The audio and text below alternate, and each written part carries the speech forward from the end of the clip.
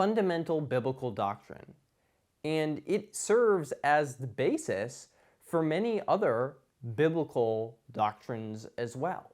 By understanding creation, we understand our personal relationship to God. We can come to an understanding of God's power, how He works in the world, His sovereignty, providence, the need for salvation. All of these topics connect back to this central understanding of God as the Creator. But the very first things that are discussed in the Bible, the description of the creation of the world, also connects to the very last things that are discussed in the Bible.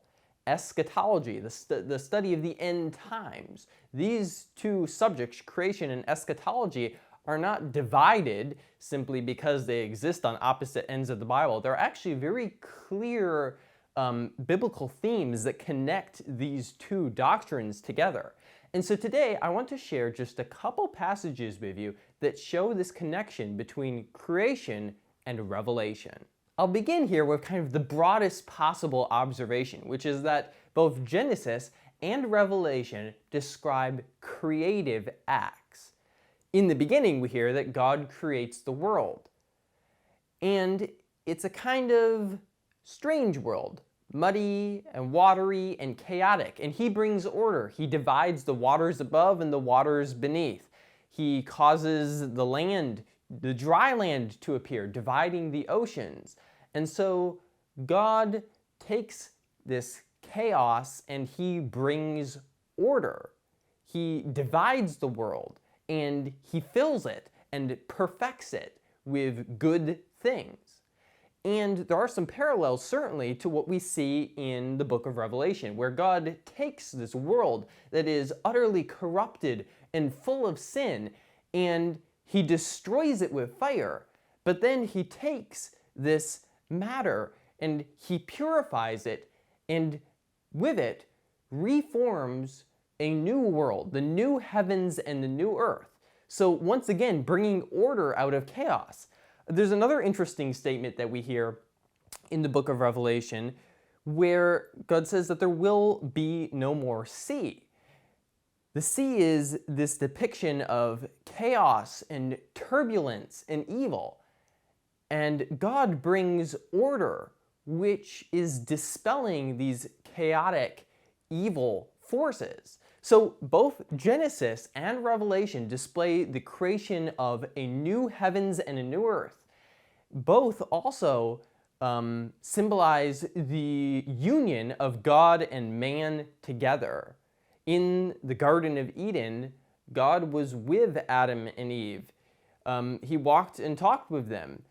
In Revelation, man now dwells once again with God in the New Jerusalem. So that's just kind of a broad overview of where we're going. Now, I want to kind of get into some specific passages. So first of all, I want to consider the theme of the river of life. Genesis 2:10 says, "A river flowed out of Eden to water the garden, and there it divided and became 4 rivers." In the east, God makes a garden, and He creates trees and other vegetation. He creates a spring, a river, with which to water that vegetation. And then that spring flows out of this kind of inner sanctuary into the rest of the world, where it divides into 4 different rivers, and the passage describes where each of these rivers go and the lands that they encircle or travel through. There's a very close parallel to this river in the book of Revelation. Listen to this from Revelation 22. "Then the angel showed me the river of the water of life, bright as crystal, flowing from the throne of God and of the Lamb through the middle of the street of the city." The connections between these two passages couldn't be more clear. In both, we see a river flowing from the throne of God. Eden is the original place where God establishes His rule. There He places Adam and Eve, the people to whom He gave dominion over the earth. And therefore, this is the place from which God's rule over the earth extends. Eden is God's throne room. So the fact that we have a river flowing out of Eden is important. In Revelation, we see this even more clearly, that John, in his vision of the city of the New Jerusalem, literally sees a throne, and coming out from underneath the throne is an actual river, right? So in both of them, we see from this central location where God dwells with man, there is this river. One Bible passage that comes to mind when I think about this is Jesus' statement that he is the water of life. Water is obviously an essential requirement for life. And so I think that by using this idea of a river, God is conveying the message that he is the ultimate source not only of life, but also of nourishment, of refreshment. Life does not exist apart from God. He is the direct source of life. Continuing on in the passage, we hear this.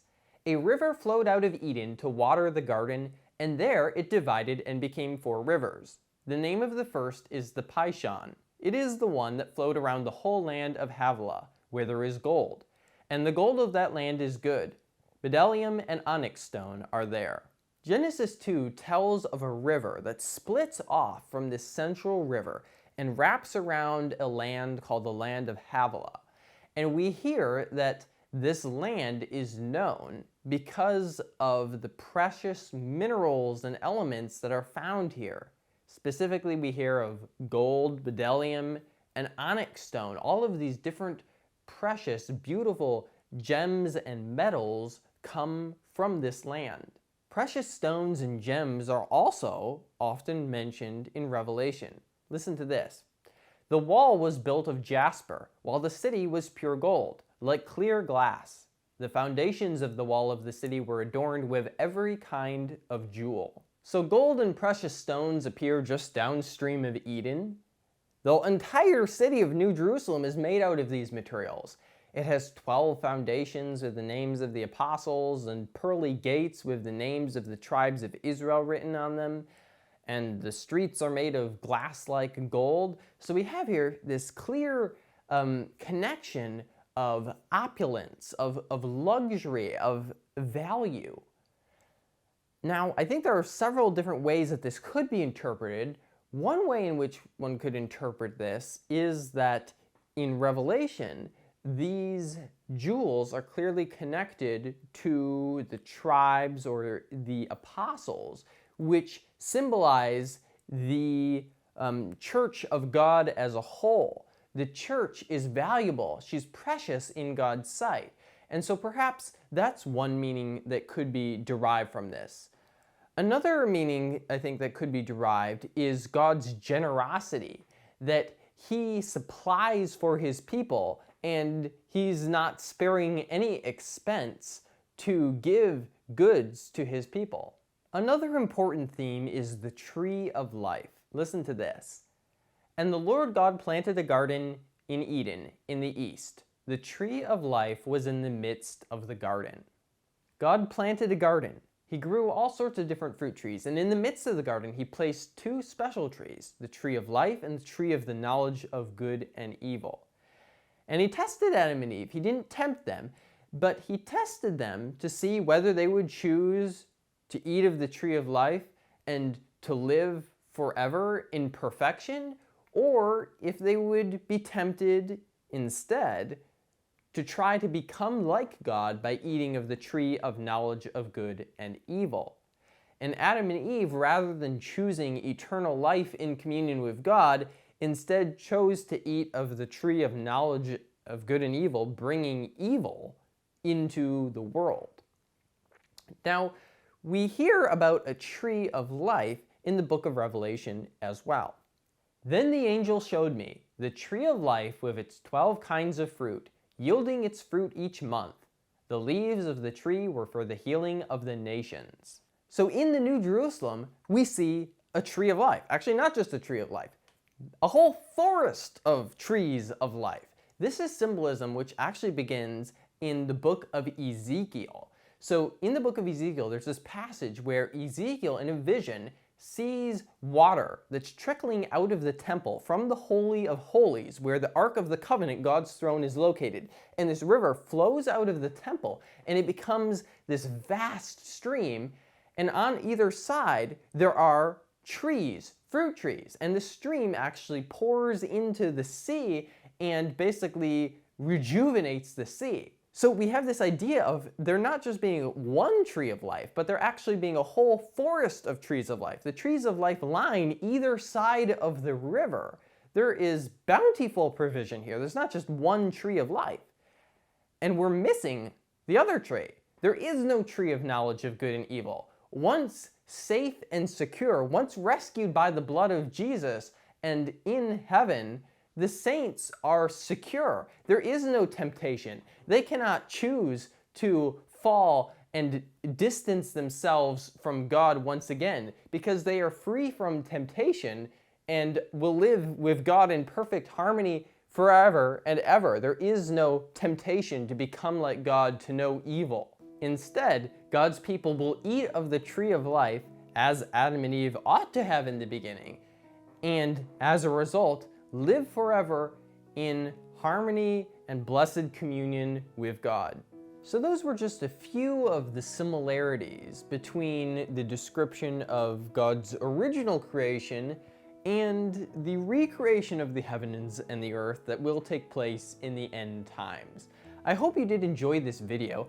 I'd encourage you to go read the early chapters of Genesis and the later chapters of Revelation over again sometime, and just take a look at what sorts of similarities you see. There are certainly a lot more out there. I didn't have time to include them all in this video, but I hope you did enjoy it. Make sure to like and subscribe. Thanks so much for watching.